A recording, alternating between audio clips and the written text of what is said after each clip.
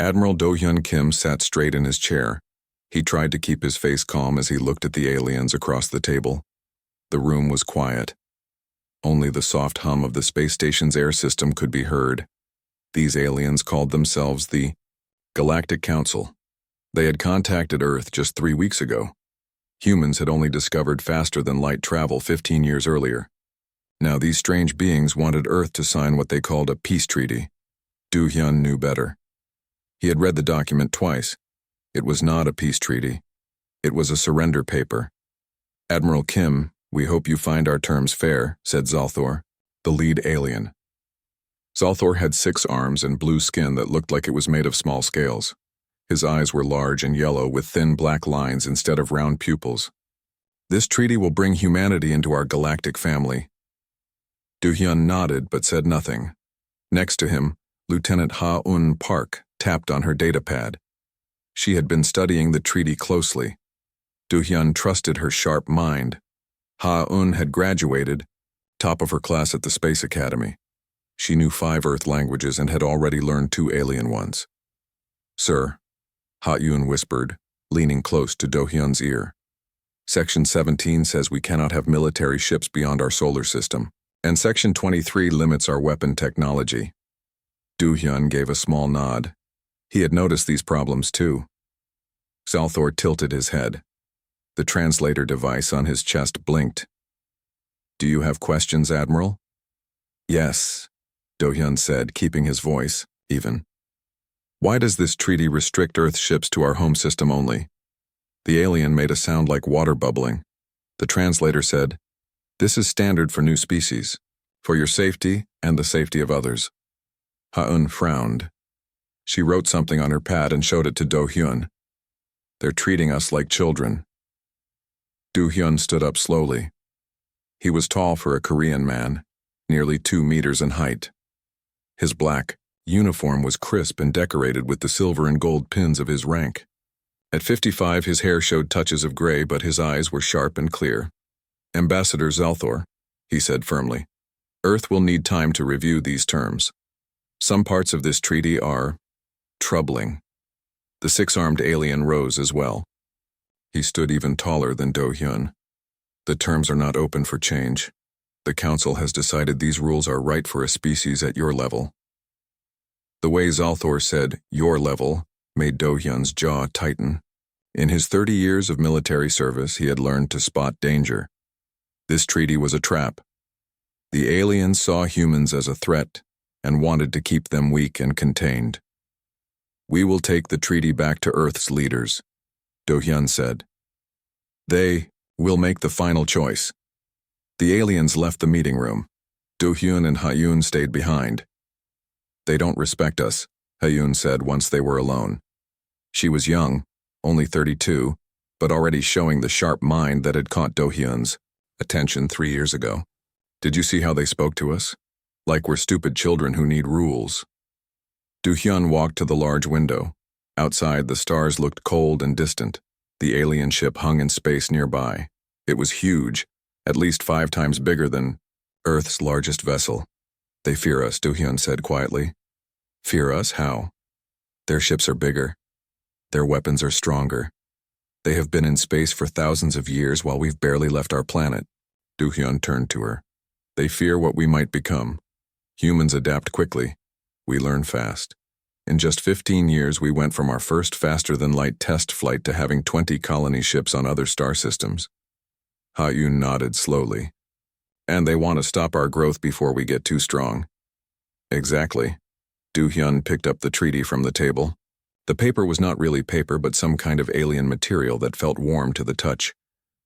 "Earth has a long history of resisting those who try to control us. What will you tell Earth Command?" Do-hyun's face was grim. "The truth. That we are being offered chains disguised as friendship." 3 days later, Do-hyun stood in the meeting hall of Earth Space Command in Seoul. The room was filled with military leaders and government officials from around the world. President Mi-rae Choi sat at the head of the table. At 70, she was the most respected leader Earth had seen in decades. "Admiral Kim," she said, "you have read the treaty. What is your advice?" Do-hyun looked around the room. Some faces showed worry, others showed anger, a few showed fear. Madam President, the treaty would limit our growth in space.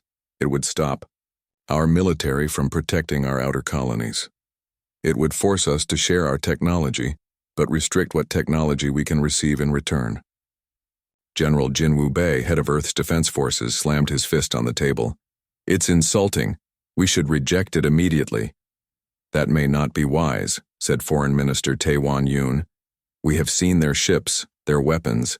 If we reject the treaty, they might attack us.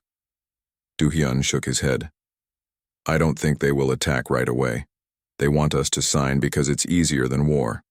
They want us to put the chains on ourselves. President Choi listened quietly. Her eyes, still sharp despite her age, studied each speaker. Finally, she raised her hand and the room fell silent. What options do we have, Admiral Kim? Do-hyun took a deep breath. We could sign and submit. We could refuse and risk war. Or what? Asked the president.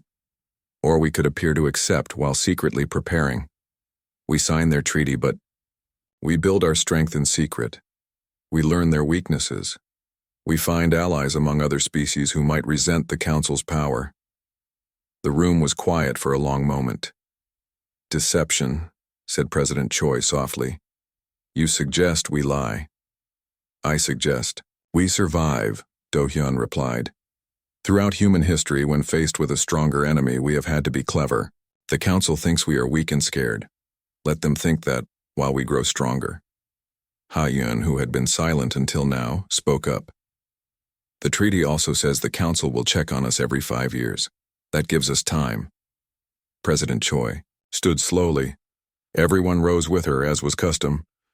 We will sign their treaty, she announced, and Admiral Kim will lead a new secret project, Operation Phoenix. We will build our strength in the shadows. Jinwoo looked uncertain. Madam President, if they discover our deception, then we will be ready, she cut in. Humanity did not reach the stars by bowing to those who would limit us. As the meeting ended, Do-hyun and Ha-eun walked together down the long hallway of Earth Command. Do you think it will work? Ha-eun asked quietly. Do-hyun's face was serious, but his eyes held a spark of determination. It must work. The Galactic Council thinks we are just another young species they can control. They don't understand humans yet. And when they do understand? Do-hyun looked out the window at the sky, where stars were just becoming visible in the evening light. By then, it will be too late for them to stop us. 3 years had passed since Earth signed the treaty with the Galactic Council. On the surface, humans followed the rules. They built the allowed number of ships. They stayed within their solar system. They sent reports to the Council about their progress. But deep beneath the moon's surface, something else was happening. General Jinwoo Bae walked through the massive underground base. His footsteps echoed in the large tunnel. Workers and soldiers moved quickly around him, each with a job to do. The air smelled of metal and machine oil. General, this way please, said Colonel Tae Won-yoon. He led Jinwoo to a large metal door. After a quick eye scan, the door slid open. Inside was a room so big it seemed impossible. The ceiling was at least 50 meters high. The room stretched for over a kilometer. And inside this huge space were ships. Warships. Many warships. Jinwoo smiled. How many now? Taewon checked his data pad. 127 completed. 43 more being built. All with the new shield technology and hidden from Council sensors. And they still don't know? No, sir. The Council thinks we're still trying to understand their basic technology. They don't know we've already improved it. Jinwoo walked to the edge of a platform and looked down at the workers building the ships. Humans had always been good at keeping secrets when needed. When the Council came to check Earth's progress each year, they were shown exactly what they expected to see. A young species slowly learning. What they didn't see was this: Earth's real fleet hidden beneath the moon's surface. What about the new weapons? Jinwoo asked. Taewon led him to another door. Beyond it was a testing area. A small ship hung in the center of the room. Watch this, Taewon said. He pressed a button on his pad. A beam of blue light shot from a weapon on the wall. When it hit the ship didn't explode. Instead, all its lights went out. The disruption weapon works, Taewon explained. It shuts down all power systems on an enemy ship without destroying it. The Council's shields can't stop it because they've never seen this technology before. Jinwoo nodded, pleased.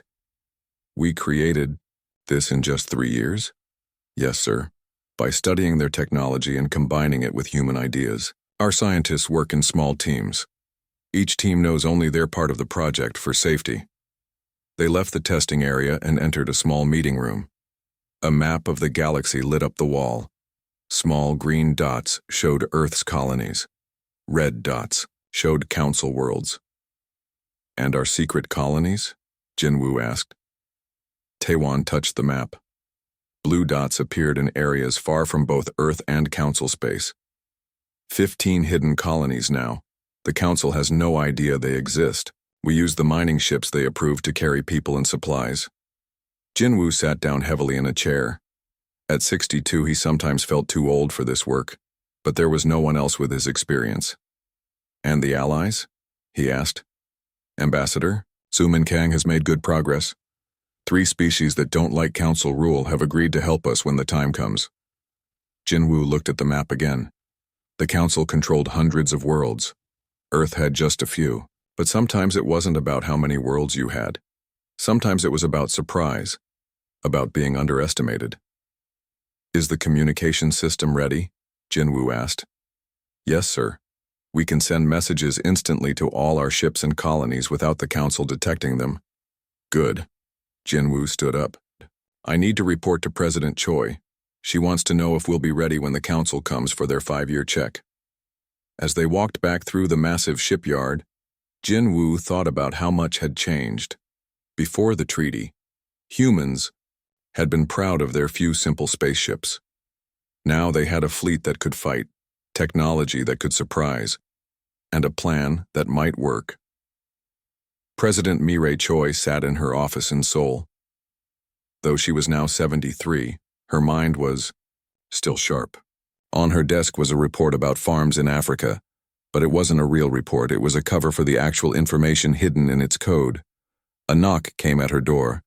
Enter, she called. Admiral Do-hyun Kim walked in. He looked tired. For 3 years, he had been the face of Earth to the Galactic Council. He had smiled and bowed and acted respectful while secretly helping build Earth's true strength. Madam President, he said with a small bow. Admiral, she greeted him. Please sit. Tea?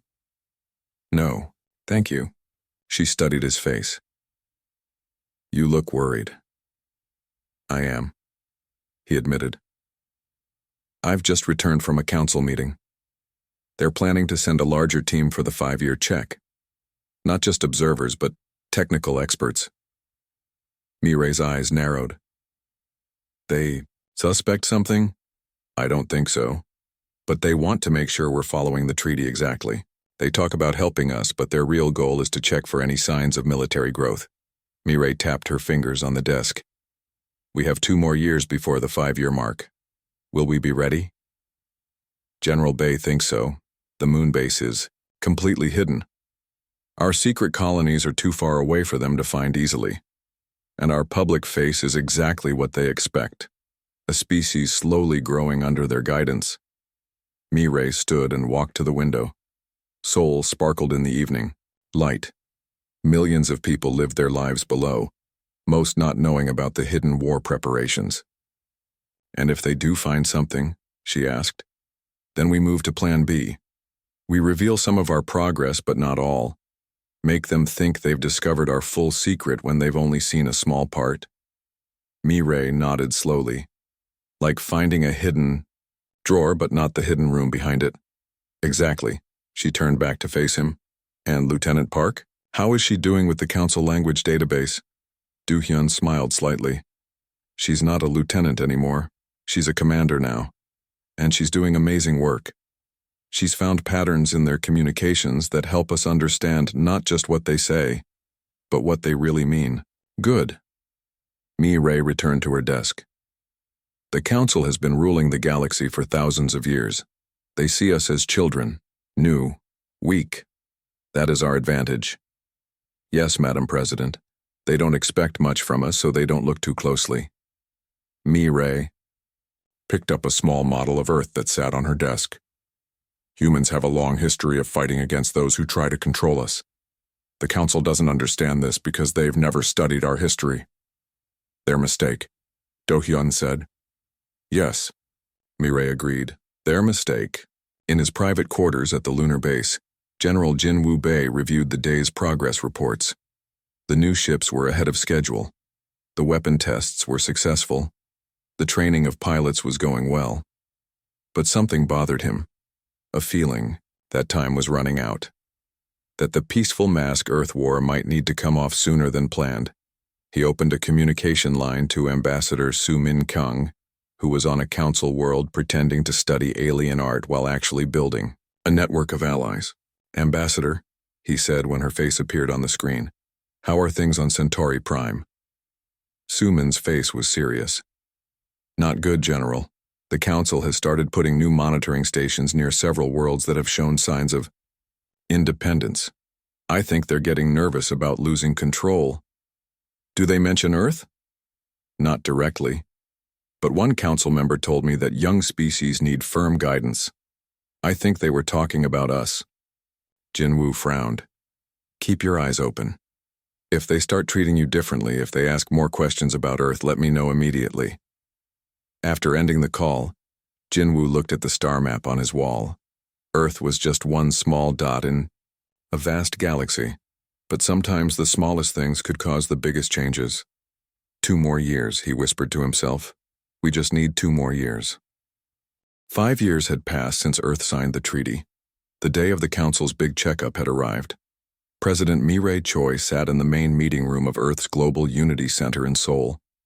Though now 75, she still had the straight, back and clear eyes of a leader who would not bend easily. Around the table sat Earth's top leaders. Admiral Do-hyun Kim was there, his uniform perfect as always. Next to him was Commander Hyun Park, who had become Earth's expert on Council languages and culture. General Jin-woo Bae sat opposite them, his face showing no emotion, though his hands were tight with worry.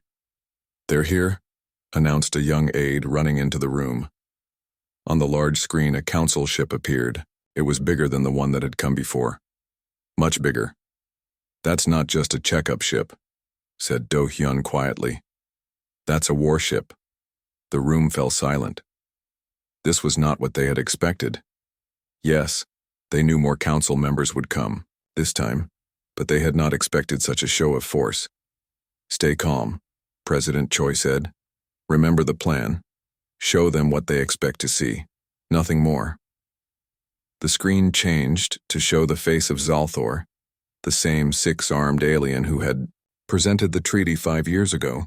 Behind him stood several other council aliens of different species. President Choi, Zalthor said, his translator making his words sound flat. The 5-year review will begin now. Our team will visit your space stations, colonies, and military bases. You will provide full access as the treaty requires. Mi-rae nodded politely. Of course, Ambassador Zalthor. Earth has followed the treaty exactly. We welcome your visit. The alien's yellow eyes narrowed slightly. Good. Also, the Council has decided to add something new. For your protection, of course. Our protection? Repeated Mi-rae, her voice still calm though her eyes sharpened. Yes? We will place monitoring stations in orbit around Earth and your colony worlds. These stations will help us make sure you continue to follow the treaty rules. General Bae's face darkened. Commander Park quickly typed something on her pad and showed it to Admiral Kim. He read it and frowned deeply. These stations were not part of the original treaty, Mi-rae pointed out. Zalthor's blue, scaly face showed no expression that humans could read easily. The treaty gives the Council the right to take steps to ensure peace. These stations are such a step. What kind of monitoring stations? Asked Admiral Kim. Simple technology, Zalthor said. They will watch ship movements and scan for weapons. Development. Commander Park showed her pad to Admiral Kim again. He nodded slightly. When would these stations be installed? Asked Mirai. Immediately. The ships carrying them are already on their way. The meeting ended soon after. When the screen went dark, the room filled with angry voices. "They're putting weapons around our planet," shouted General Bay, no longer hiding his feelings. "Those aren't just monitoring stations. Commander Park saw it in their technical plans. They have energy weapons that could hit our cities." "They're moving faster than we expected," said Admiral Kim. "They must suspect something." President Choi raised her hand and the room fell silent. "Options?" she asked simply. "We could try to delay," suggested a diplomat. "Ask for more time to consider these stations." "No," said General Bay. "That would just give them more time to prepare. If they're planning to control us more tightly, waiting makes things worse." "I agree," said Admiral Kim. "If they put these stations around Earth, our secret fleet won't be able to leave the lunar base without being seen." Commander Park spoke up. "Also, I've been monitoring Council communications. There's been a big increase in military messages recently. I think they're preparing for something." President Choi looked at each person in the room. "The question is simple. Are we ready? Not in 2 more years, but now? Today?" General Bay took a deep breath. "Our fleet is at 80% of what we planned. The disruption weapons work well. Our hidden colonies are established. The Allies Ambassador Kang found are waiting for our signal. So we're not fully ready, but we're strong enough to have a chance," Mirai summarized. "Yes, Madam President," Jinwoo agreed. "It's not ideal, but if we wait until they put weapons around our world, we lose our biggest advantage. Surprise." Mirai was quiet for a long moment. The weight of the decision pressed on her. If she was wrong, humanity might face destruction. But if she waited too long, they might lose their only chance for freedom. "Very well," she said finally. "Implement Operation Defiance. Authorization Code. Hangul 7 Phoenix." Admiral Kim immediately began giving orders into his comm unit. Around the world, hidden military bases came to life. Deep beneath the lunar surface, the secret fleet prepared to launch. Zalthor stood on the bridge of his ship, looking down at the blue planet called Earth. Humans were strange creatures, so new to space travel, yet advancing so quickly. Too quickly, in the Council's view. "The human delegation is returning to Earth," reported an officer. "Their ship has just left our docking bay." "Good," said Zalthor. "And the monitoring stations?" "The first ships will arrive in 3 days." Zalthor nodded. The Council had been too gentle with these humans. They had given them 5 years with only light supervision. That had been a mistake. Reports suggested the humans were not as simple or as obedient as they appeared. "Send a message to the Council," Zalthor ordered. "Tell them I recommend increasing our military presence in this system. Something about these humans bothers me." "Yes, Ambassador." Zalthor continued to watch the Earth through the view screen. Such a pretty world. The Council had seen many species rise from their home planets over thousands of years. Some tried to resist Council authority. None succeeded for long. These humans would learn their place too. Admiral Do-hyun Kim's ship docked at the secret lunar base instead of returning to Earth. As soon as he stepped off the ship, he was met by General Bay. "Is everything ready?" Do-hyun asked. "Yes. The fleet is preparing to launch. Earth's surface defenses are on alert, but hidden. Our allies have been notified. Ambassador Kang is in position at the Council headquarters." Do-hyun looked through a large window at the massive hidden hangar. Hundreds of ships were powering up, their lights coming on one by one. "I never thought it would come to this so soon," he said quietly.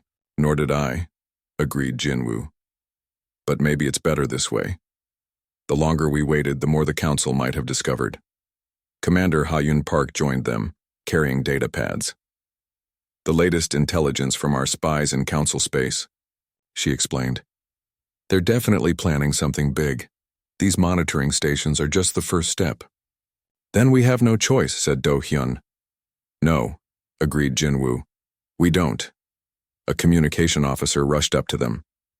"Admiral, General, President Choi is ready to address all forces. The broadcast will be secure and undetectable by Council technology. They moved quickly to the command center, a large room filled with screens and control panels. On the main screen appeared the face of President Choi. She looked calm and determined. "People of Earth and our colonies," she began. "5 years ago, we accepted terms from the Galactic Council that limited our freedom among the stars. We signed their treaty because we needed time to learn, to build, to prepare.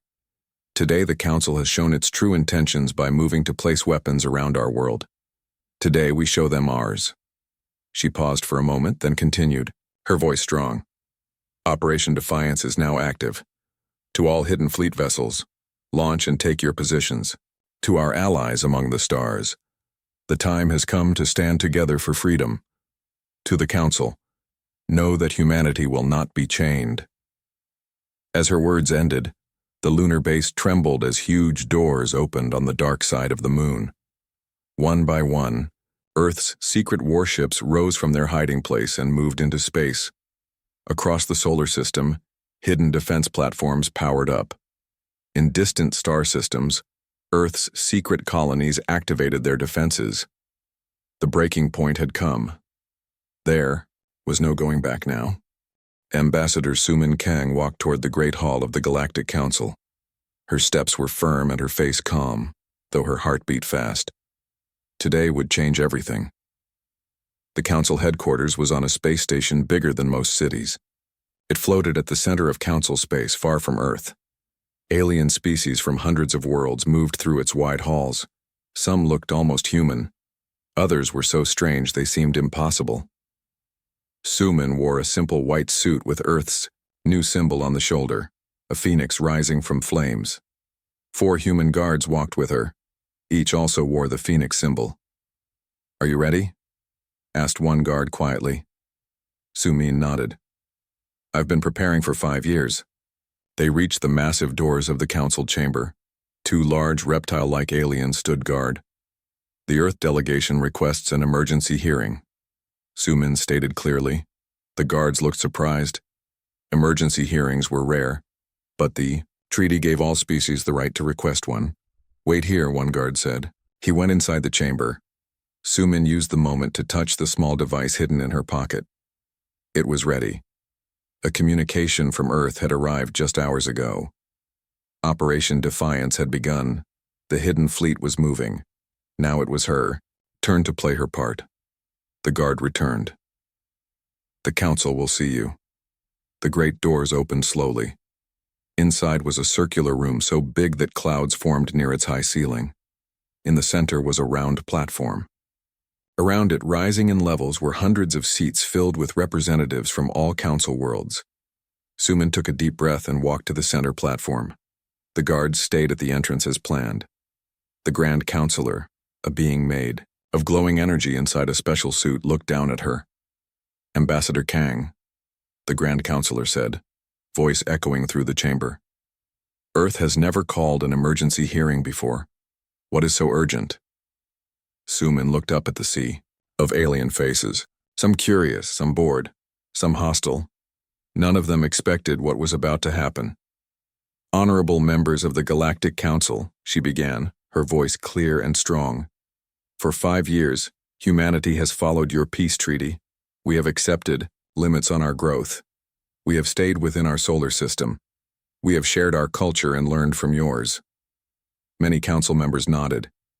They looked pleased with themselves, like adults happy that a child had behaved well. "Today," Sumin continued, "I am here to inform you that Earth formally rejects the treaty in its entirety." The chamber erupted in noise. Some council members stood up shouting. Others turned to their neighbors in shock. The Grand Counselor raised all 4 of his energy arms for quiet. "Ambassador Kang," he said, his voice no longer friendly. "You cannot simply reject a treaty signed and sealed under council law." Sumin smiled slightly. "Actually, we can." She reached into her pocket and pulled out a small device. On it was an old-fashioned paper document, the original treaty Earth had signed 5 years ago. She placed it on a small table that rose from the floor. "This treaty," she said, "was not a fair agreement between equals. It was a chain placed on humanity by those who feared our potential. Today, we break that chain. She pressed a button on the device. A blue light scanned the treaty. Then, slowly, the document began to turn to ash. The ashes floated up and disappeared into the air of the great chamber. The room fell completely silent. What she had done was unheard of in council history. The treaty is now void, Sumin declared into the silence. The Grand Counselor's energy form flickered with what seemed like anger. This is outrageous. Guards, detain the human delegation. Council security forces moved toward the platform. Sumin did not move or show fear. Before your guards take action, she said loudly, you should know that a human fleet has just entered this star system. Additionally, we have deployed forces to protect 3 other species who asked for our help against Council control. A communications officer rushed to the Grand Counselor, whispering urgently. The Council leader's energy form dimmed briefly, a sign of shock. Impossible, said the Grand Counselor. Your ships could not have traveled here so quickly. Your technology is not advanced enough. The technology you saw, Sumin replied, was what we allowed you to see. There is much about humanity you do not know. Screens around the chamber suddenly lit up, showing images from space. A fleet of ships with Earth's Phoenix symbol was indeed approaching the Council station. But what seemed to shock the Council members most was the size and design of the ships. They were clearly more advanced than what Earth was supposed to have. As of this moment, Sumin continued, humanity is not declaring war. We are declaring independence for ourselves and for any species that wishes to join us. We propose a new alliance based on true equality, not control. The Grand Counselor seemed to regain his composure. You cannot hope to stand against the full might of the Council. Your fleet, impressive though it may be, is nothing compared to our combined forces. Perhaps, Sumin agreed. But before you decide to test that, check your military communications. You may find that several of your key defense stations are no longer responding. Another aide rushed to the Grand Counselor. More whispers. What have you done? Demanded the Grand Counselor. Our ships carry weapons that can disable rather than destroy. Many of your defense platforms are now simply sleeping. We could have destroyed them. We chose not to. That should tell you something about our intentions. The chamber had fallen into chaos. Council members argued with each other. Some demanded immediate military action. Others called for calm. Sumin raised her voice again. The Council has ruled through fear for too long. Your peace is really control. Your help comes with chains. Humanity offers another way. She touched her communication device. On the screens appeared images of ships from 3 other species joining the Earth fleet. The Valthon, the Dree, and the Xanthi have already joined our alliance, she announced. Others will follow, not because we forced them, but because we offered true partnership. The Grand Counselor's voice boomed through the chamber. This meeting is suspended. All Council military forces prepare for possible conflict. As Council members rushed from the chamber, Sumin stood calmly on the platform. A guard approached her cautiously. Ambassador Kang, you must leave now, he said, not quite pointing his weapon at her. Of course, she replied with a small bow. My work here is done. On the bridge of the human flagship Phoenix, Admiral Do-hyun Kim watched the screens as Ambassador Kang's ship departed the Council station.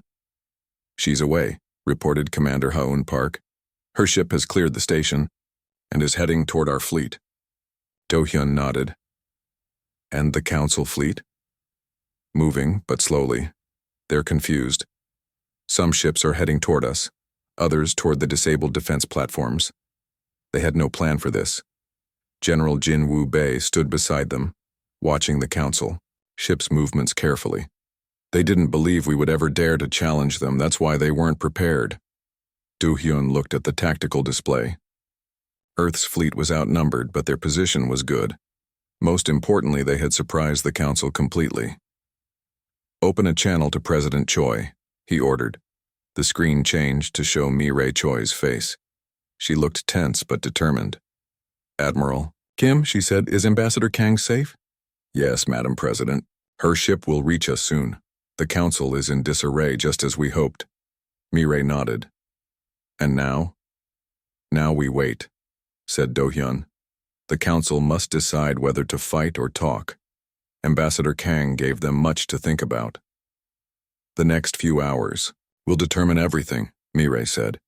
Be ready for either peace or war, Admiral. Always, Madam President. The screen went dark. Do-hyun turned back to the viewport. In the distance, he could see the lights of council ships moving. This was the moment they had prepared for over 5 long years. They really thought we were bluffing, said Hyun softly. Most bullies do, replied Jinwoo, until you stand up to them. 3 weeks had passed since Ambassador Soo-min Kang had burned the treaty in front of the Galactic Council. 3 weeks of tense waiting. The human fleet remained in position near the Council space station. Council ships kept their distance, but watched closely. Admiral Do-hyun Kim stood on the bridge of the Phoenix, Earth's most powerful warship. His uniform was slightly wrinkled. He had slept little in recent days. Status report, he said. Commander Hyun Park looked up from her screens. Council ships are holding position. No weapons active. Communication channels remain open. And our allies? The Valthon fleet is still with us. The Dree and Xanthi ships have returned to protect their home worlds. Do-hyun nodded. It made sense. The Dree and Xanthi had suffered under council rule longer than most. They feared what might happen to their planets if left undefended. Message from Earth, announced a young officer. President Choi is ready for the daily briefing. The main screen changed to show Mireille Choi. Despite being 75, the Earth leader looked strong and determined. The past 3 weeks had been hard, but she had not bent under the pressure. Admiral Kim, she greeted. How are things at the front line? Quiet, Madam President. The council seems unsure what to do. Good. Confusion in their ranks works in our favor. What about the new arrivals?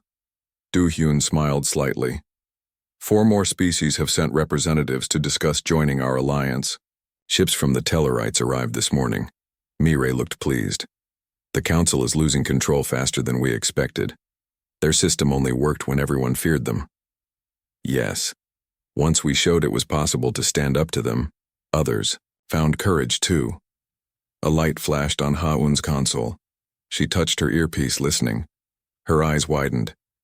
Admiral, she said urgently. The Grand Counselor is requesting to speak with you directly. Do-hyun and Mireille exchanged surprised looks. This was new.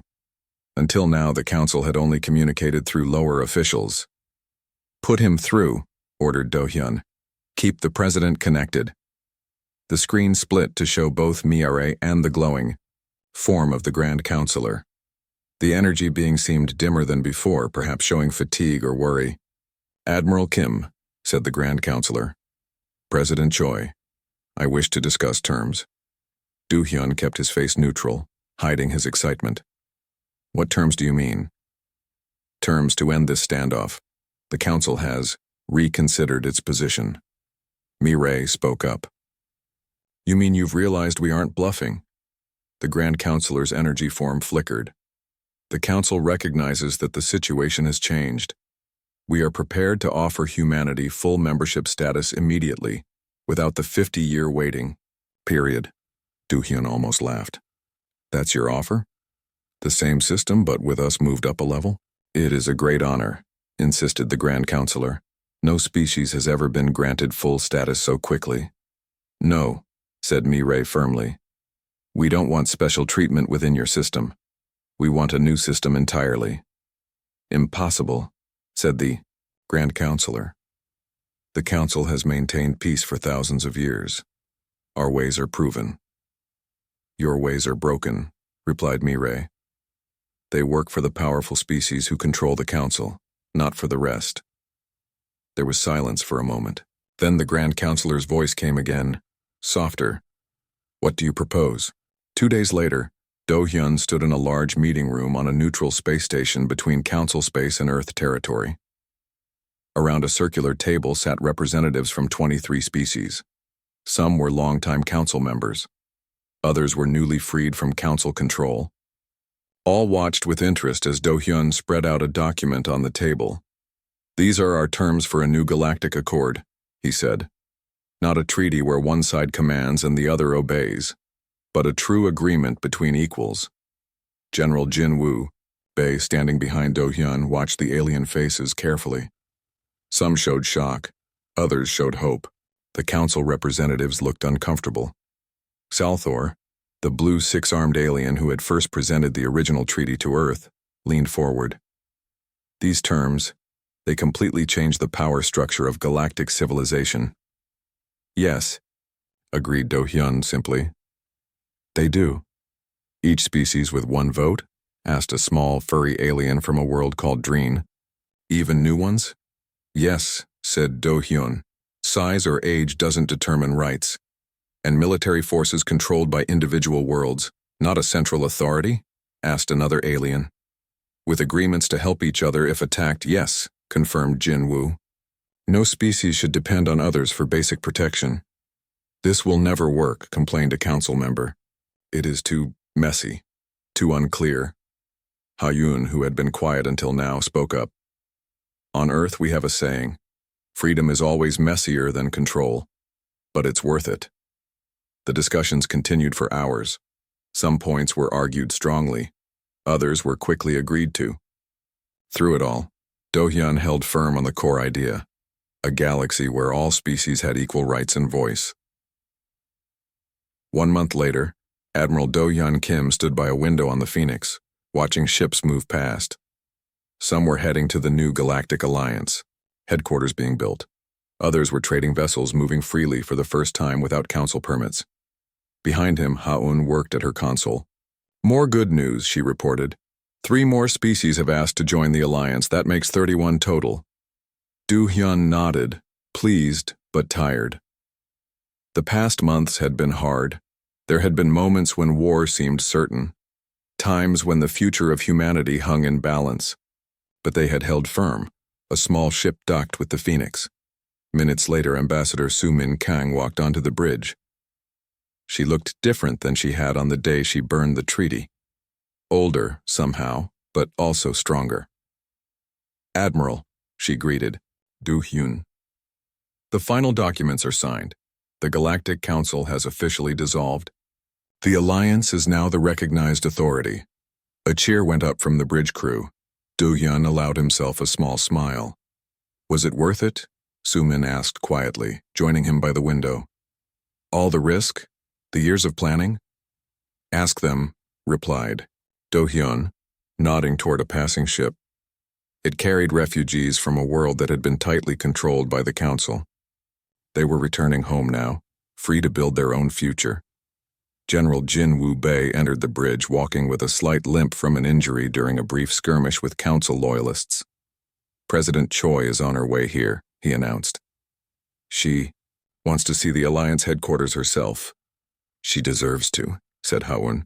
"None of this would have happened without her vision." Do-hyun looked out at the stars. For 5 years, humanity had pretended to be weaker than they were. For 5 years, they had planned and built in secret. The Council had thought humans were just another young species that would accept control. They had thought Earth's objections to the treaty were just empty words. They had been wrong. "The Council underestimated us," said Jin-woo, joining them at the window. "A common mistake in human history," replied Ha-eun. "Our greatest strength shows when we're pushed too far." Do-hyun watched as ships from a dozen different species moved together in the distance. Some had been enemies just months ago.